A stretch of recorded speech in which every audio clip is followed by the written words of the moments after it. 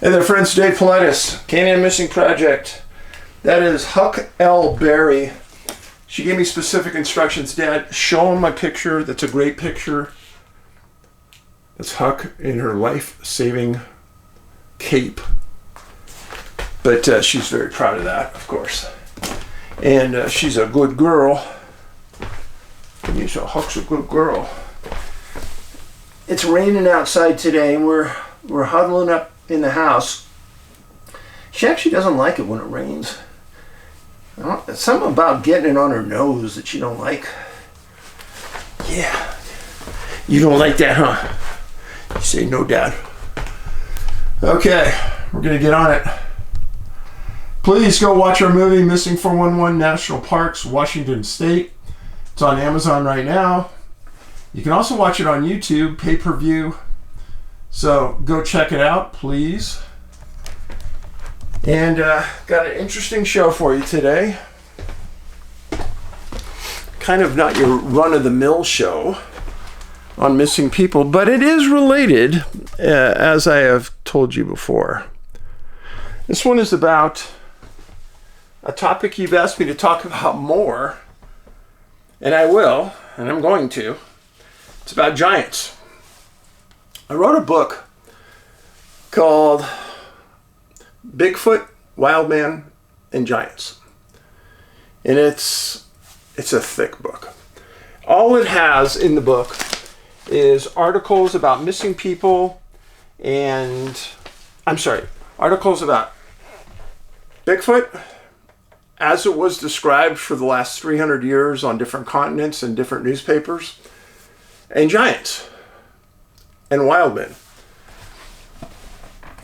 And the storyline is that in that 300 or 400 years that I could find articles, there's a consistency there. And a couple weeks ago, I put an article up on my X account, and somebody on a peripheral topic, and somebody said, yeah, giants in America or giants in the world, that's just a stupid idea. And I attached a link to my book. And there was a lot of people that chimed in and said, yeah, you know, before you pipe off and you say something about a topic you may know nothing about, maybe you ought to do a little research about it.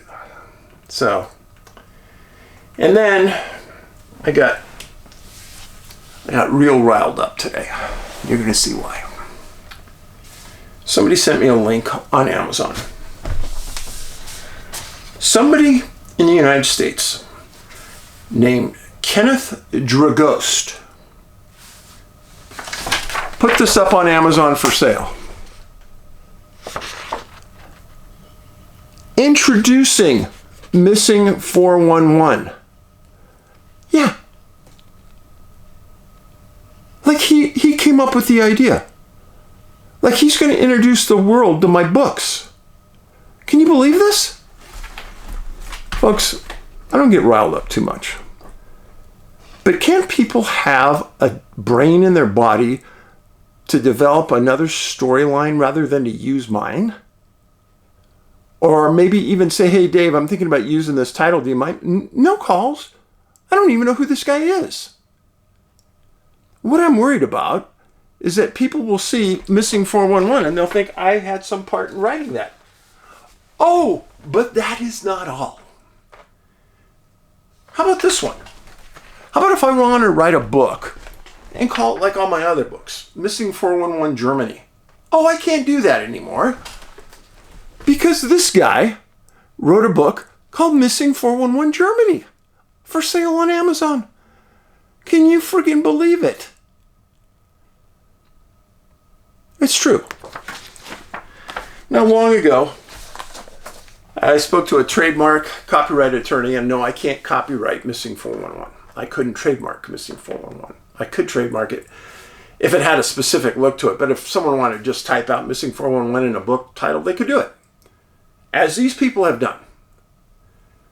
But can you believe that people will go out and do this kind of thing, knowing that I'm the one who came up with it, I'm the one who's written about it, I'm the one who's written 12 books about it.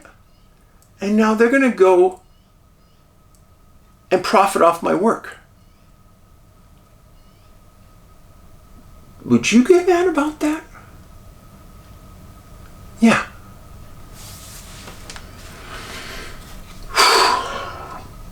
My blood was boiling today. But I told you that I would do today's work about giants. Now, 99% of what I'm going to talk to you about today has to do with something, giants in other places other than the US, because I covered the US pretty thoroughly in my past videos about giants. Now, I'm going to start off with one story about giants here in the US. But the story was carried in the UK, June 9th, 1871. Gigantic human remains found. This is a story that they covered in the UK. A letter from Kern County, California reports that in digging a grave on the banks of the old Kern River not long since, there was found a skeleton 7 feet 5.5 inches in length. The account says there was with it a package of 11 flint arrows and superheads, and that the skull was much larger than the ordinary size of craniums moving around at the present day. A full-grown person placed his head inside the skull. The Louisville Courier-Journal, however, tells a bigger story. Thus, workmen in the new fire cistern in Jeffersonville exhumed 12 feet from the surface a part of a skeleton of a giant at least 12 feet high. The skull was badly broken by the workmen, but sufficient of the jaws and face bones were saved to show it was the remains of a monstrous-sized human being. A shin bone was dug up which measured 3 feet in length. So the last time I did this, people wrote in and said, oh, you know, there's just a bunch of people writing fiction. Oh, it never really happened. Oh, but there's quotes in here from various scientific houses like Smithsonian that said that they went out and examined them. They went out and took them. They did this. So why would they lie? Now, this is in the UK. The Leeds Mercury, September 16th, 1893. The title of it, Remains of Big Men. Phenomenally big men and women have occasionally appeared in various parts of the earth, and several nations possess traditions of gigantic people having at one time inhabited their lands. Even the Bible tells us something about giants, says a writer from the New York Tribune. But skulls of unusual size, as well as bones, were recently dug up at the Pitcairn Island by oilers of the expedition under Captain Deachy in the early part of the century. The French traveler and writer Jean de Prau, when residing in the Canary Islands, was much pleased to procure some mummies of the big Guanches, a man and 2 women, preserved as the Egyptians used to preserve their dead. The man was of gigantic stature, he says, which is in perfect conformity with all the traditions relating to the ancient Atlanteans. The women had long black hair, plaited with straps of leather, painted green or red. The dress was plaited in front, their breasts covered with a kind of short zarape. The straps of the sandals were painted red and ornamental with small pieces of obsidian beautifully wrought. The dress of the man consisted of a tunic and mantille tied upon the chest of a knot. Mr. Depro was delighted later on to find that in the high Andes of Peru, the women were attired just as mummies had been, and that their headgear and mode of dressing of the hair was identical. The American continent seems to have been the place where big men abounded, for here are found many remains of humans much larger than at any present inhabitants. At Chancall, 30 miles from Lima, Peru, a very large human skull was dug up only a few years ago by Dr. Lee Plangion. Others have been unearthed on the island of Puna in the Gulf of Guayaquil at the entrance of the Guayaquil River. A Jesuit father named Enilo Oliva wrote an ancient history of Peru. It exists only in manuscript and is at the British Museum in London, but the writer has a copy of it. Oliva says that Puna, as well as the opposite coast, was formerly peopled by giants who had come from Central America. In the work of Zarate, we read that there were as bad as they were big, so that they became a terror to all other inhabitants. Those tall fellows had their strongholds particularly in the island of Puna and at Point St. Helena, Guayaquil. Some of their work can yet be seen in those places in the shape of immense stone and adobe walls, and more especially in the great walls which they dug into themselves with water. The career of those bad big people was probably brought to a close by some electrical phenomena, for tradition says that the gods destroyed them with fire from heaven. In the north part of Mexico a few years ago, human remains were unearthed from a well-made stone tombs. The skeletons were nearly 9 feet long. In southern Mexico, the Yucatan Peninsula seems to have been at one time quite a favorite residence of the races of people 9 feet tall. On our first visit to that country, before we had been 12 hours on shore, the inhabitants of Progreso mentioned to us that the giants had once lived there. Don Fermin Domingo, one of the first settlers in the town, respected and trustworthy, accompanied us to an ancient cemetery. Hence, he had procured stones to fence his property and build his house. He pointed out vestiges of a mound which on its west side had some stones leading into the summit. At the foot of them on each side were 4 sepulchres in a line partly underground. They consisted of 2 hard limestone urns about 3 feet square, placed mouth to mouth and joined with cement. The lower one had a hole in the bottom for the escape of gases generated by the decomposition. Nothing, not even dust, remained on them, which would show that the stone coffins were very ancient.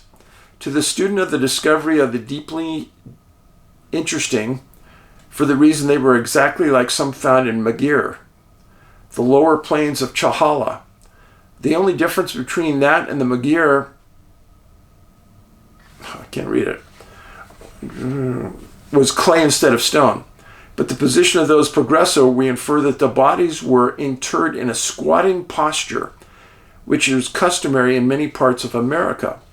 If they were placed thus and yet needed a height of 6 feet, they were certainly very big bodies. In various parts of the same cemetery, Don Fermin and others dug up considerable number of terracotta jars containing skulls, which the old gentleman assured us were twice as big as his own head. We regretted that we had not felt sufficiently interested to keep at least one. Again, this was in the Leeds Mercury, September 16th, 1893. So then the question comes up, think about the intricacy of that story. How many little items were there that would show that somebody sincerely took their time to put it together? Fabrication talks usually in generalities. Specifics like that are rare.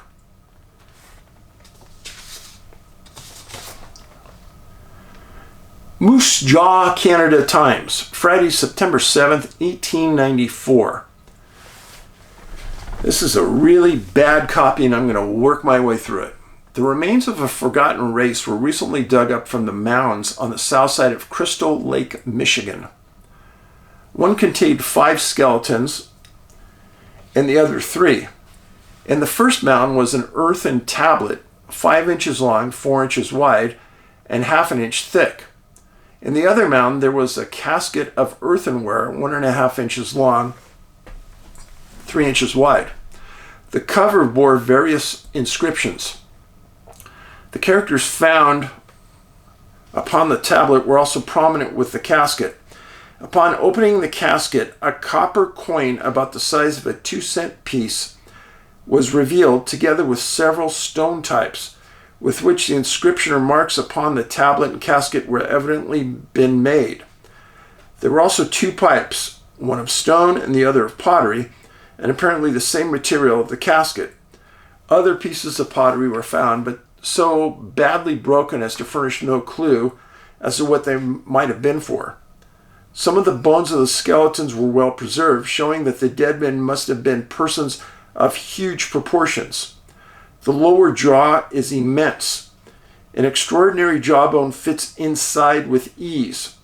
By measurement, the distance from the top of the skull to the upper end of the thigh bone of the largest skeleton was 5 feet 5 inches.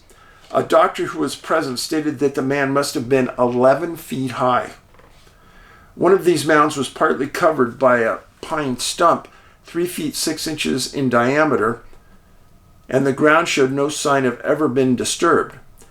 The digging had been done amongst the roots, which had spread wide. Much speculation is rife about those giants of a prehistoric race that must have been. And that's from the south side of Crystal Lake, Michigan. I doubt that the residents of that area in Michigan ever knew this existed. Again, September 7th, 1894. Tom Powell, a Bigfoot researcher, wrote a book. Just Google Tom Powell Bigfoot on Amazon. He's a great writer. And he did some research into the periphery of mounds, etc., as they associate with the unusual in North America. And how the mounds had to have had huge significance in the U.S. And it's still undetermined what that huge significance must have been.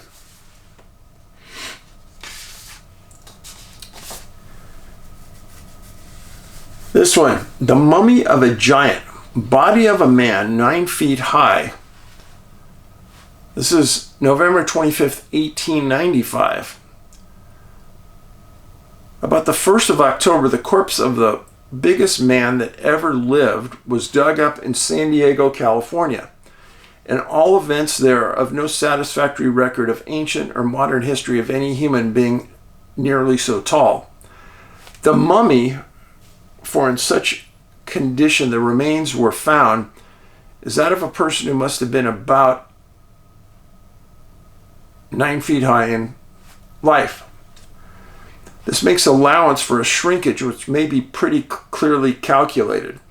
As to accuracy of the estimate, there can be no question, inasmuch as the cadaver had been carefully inspected and measured by Professor Thomas Wilson, curator of the prehistoric anthropology in the Smithsonian Institution. There you go. And other scientists. The tape line even now registers the length from the heel to the top of the head at 8 feet 4 inches. The mummy is that of an Indian and is almost certainly prehistoric, though its age cannot be determined with any sort of accuracy. Remember, this was 1895. Historical records of the part of California where it was found go back for at least 250 years, and they make no mention of any man or gigantic stature. How much older the body may be must be left to the conjecture. Its preservation is a matter of surprise. In that arid region, the atmospheric conditions are such that the corpse buried in dry season might very well become perfectly desecrated before the arrival of the rains, and thus rendered permanently proof against decay. The body was found in a cave by a party of prospectors. It is in excellent state of considerability, being reduced its length by reason of the drying of the cartilage between the vertebrae. The knees are somewhat bent. Over the head are remnants of a leather hood, which seems to have been part of the garment used for the purpose of a shroud. The man was well advanced in years, as is shown by his worn condition of his teeth. It has been stated that the individual must have surpassed in height any giant of whom it has historic record. This is true unquestionably so far as by the last 2 centuries are concerned, and accounts of older dates are not at all well authenticated. Indeed, they grow more and more apocryphal in distance and time increases until they merge into the famous stories of antiquity when there was no science or exact knowledge and nothing was too incredible to be believed. It is a fact that most races of men have entertained a short life. November 25th, 1895. Where are all of these remnants? Where are they? You will never get me to believe that these are all fabricated stories. Too far apart, too many different people are named, too many different locations. Western Mail, August 18th, 1906. Semi-human giants of Hudson Bay. This is Canada. A steward on a fur trading steamer reports the existence north of Hudson Bay of a race of semi-human giants. Pay close attention. I just found this article. I've got to put it in one of my Bigfoot books. He met one of the monsters and gave chase and fired at it, but missed, for the creature fled at a rapid rate. 3 similar creatures attempted to kidnap a little girl. The monsters have enormous heads and arms, and their lower bodies resemble bears. The Eskimos have often mentioned the existence of the creatures, but their tales were never credited. Sounds very familiar, doesn't it?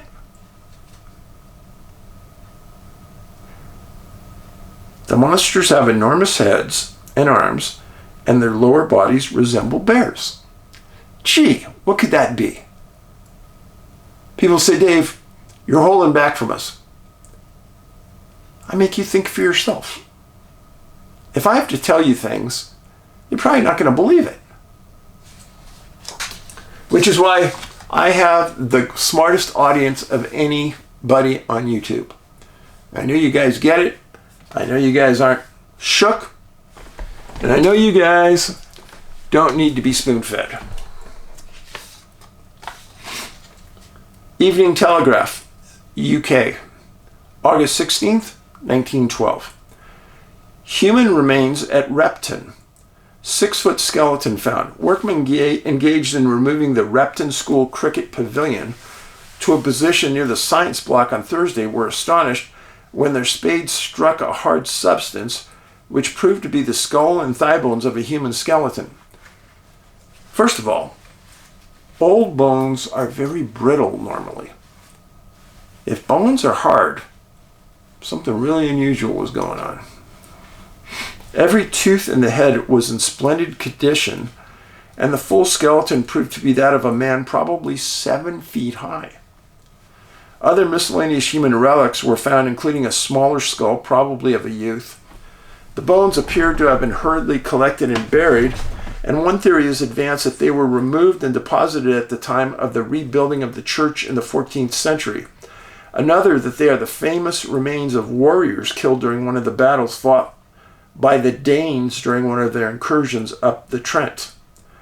The Pears Hall in the school stands on the site of the former priory, and possibly the skeletons are those of monks. Fascinating. If there is a relationship between religion and those giants, that is fascinating. The Vancouver Sun, Canada, October 28, 1919. Fossil of giant found.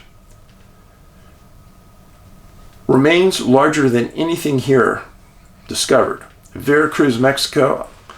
The fossilized remains of a giant taller than any human being on record has been found by workmen in the village of Nanacamipa, near here. Several scientists are en route there from Mexico City to investigate the find.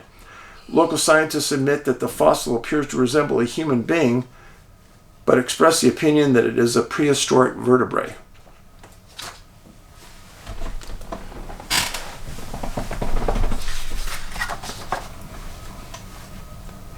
All right. Times transcript, giant human skeleton 10 to 12 feet tall, found in Mexican cave. Giant human skeletons measuring from 10 to 12 feet have been discovered by prospecting miners in a new gold and silver district in the mountains in the state of Chihuahua, according to members of a party who arrived here today. The miners say they found a group of these skeletons intact in a hidden cave. The feet measured from 18 to 20 inches. Oh, Bigfoot. The government anthropology department plans to send 3 commissioners to investigate the discovery, as the skeletons are said to be in perfect condition, with the likely of others being found in the district. It is felt that the find may clear up the present doubtful origin of the Chihuahua Indians. The discovery was made near the village of Ogachi. The skeletons were in a sitting position. We've talked about this before. The shoulders and arms bending forward and resting on the upraised knees. In this position, they measured from the top of the skull to the ground at 5 to 6 feet. The cave in which the find was made is believed to have been the burying ground for the race, and probably was boxed in some manner, as all the skeletons rested on what was once planks. 10 to 12 feet tall?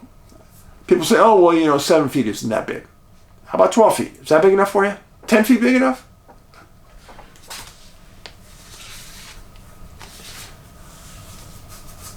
Auckland, New Zealand. Bones of giant men found in cave.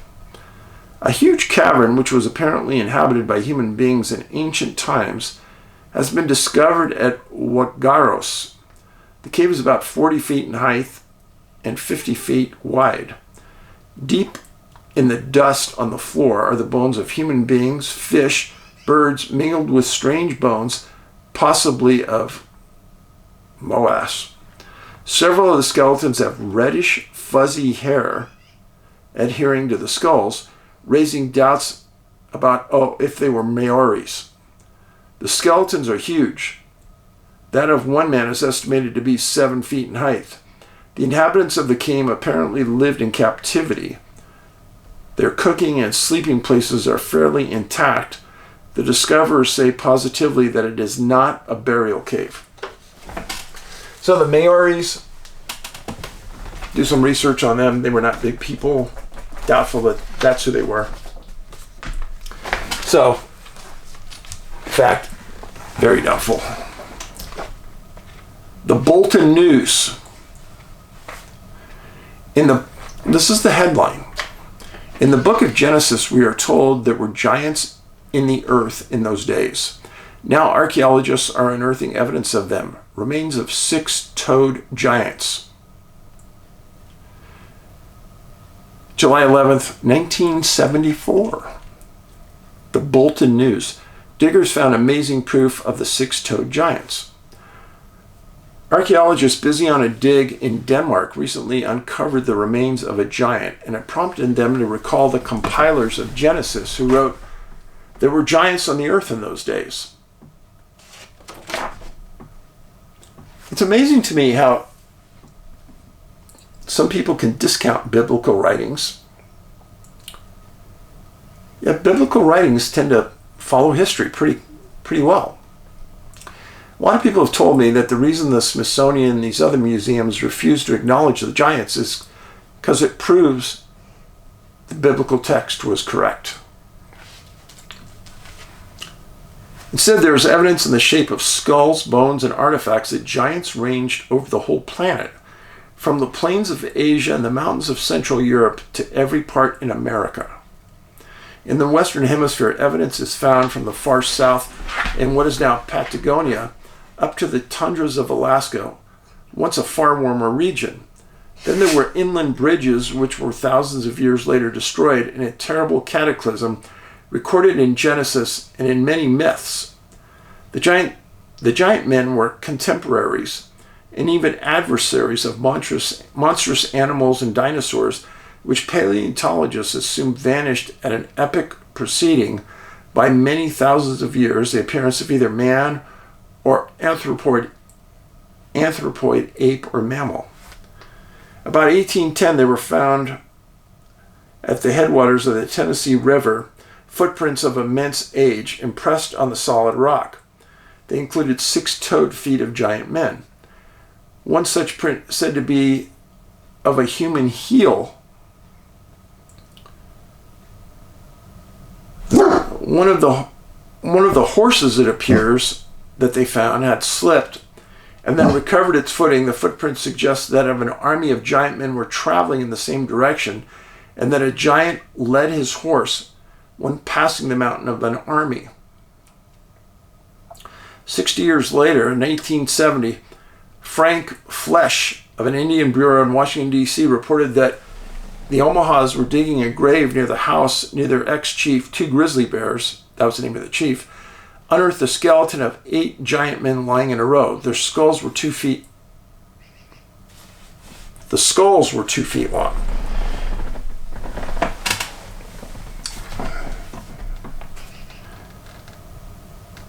Okay, let's go on here. The immense age of a petroglyph in these areas is attested to be by the fact that some of the iron patina very slowly accumulates on the face of the rock, is found in the furrows of the carvings and also around it. This denotes that the eons must have passed since the carving was made. Thus, the skeletons are old. There's a geological reason to suppose that exactly the case of the plutonic regions of central Brazil or the high plateaus of Nevada, Arizona, and Utah. How old then must this amazing petroglyph be if the dinosaurs became extinct in America 12 million years ago? A mysterious discovery was made in Silesia in 1891, where workers removed earth from an open cast coal site. When 8 feet down, they came across soft masses of stone, which seemed to have been well-stocked masonry.